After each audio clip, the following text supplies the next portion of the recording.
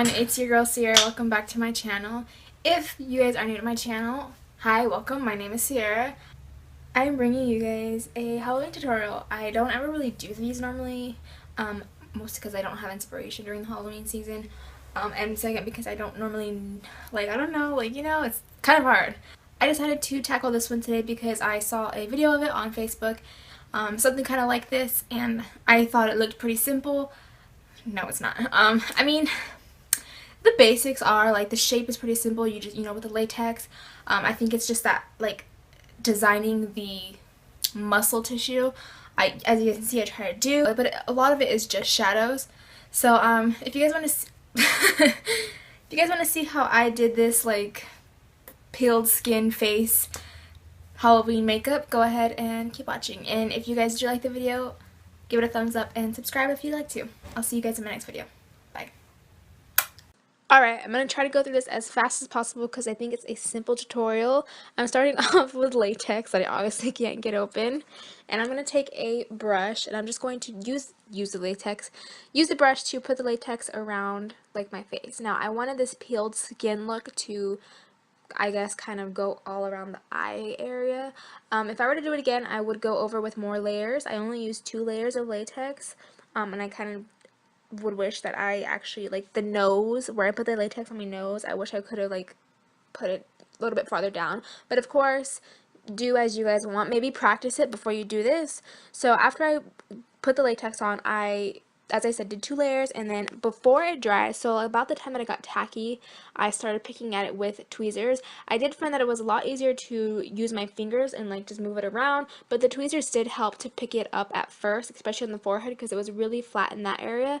And I'm basically just pushing the latex up and creating skin, like, form.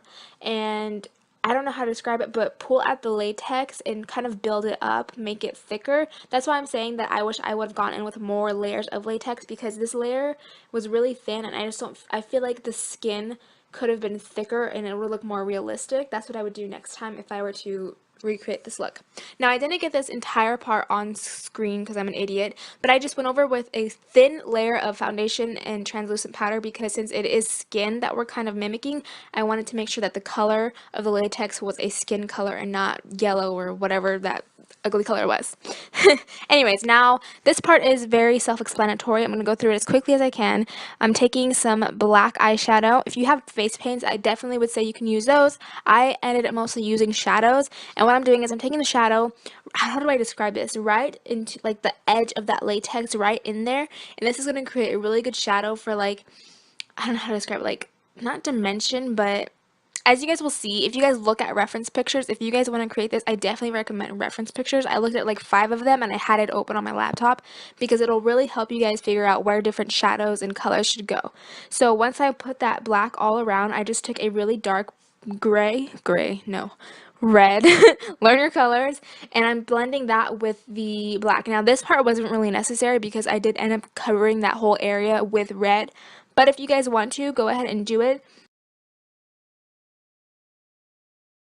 Now I'm going to start by taking lipsticks. Now if you have face paints, go ahead and use those. I did also have a white base on hand, and I used a black liner. I did mostly end up using just like red shadows and stuff, but the red lipsticks did come in handy as a base, which is what I'm using the darker one for.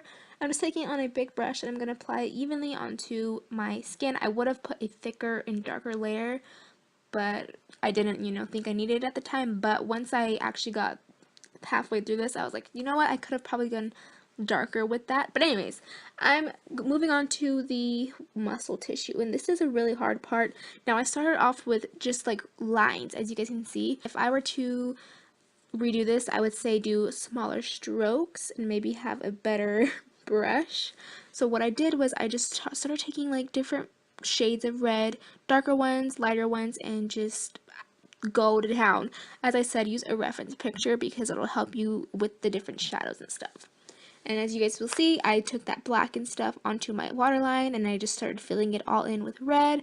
I put red over my entire eyelid space, under my eyes, into my brows, everywhere. You want the red everywhere. And then after that, I'm going into the black and I'm going to put like under eye bags right there. where they actually are, just making them way more obvious. And then again, as I said, just taking darker shadows, lighter shadows, and just creating shapes and lines, and not necessarily shapes, but you guess what I'm going with.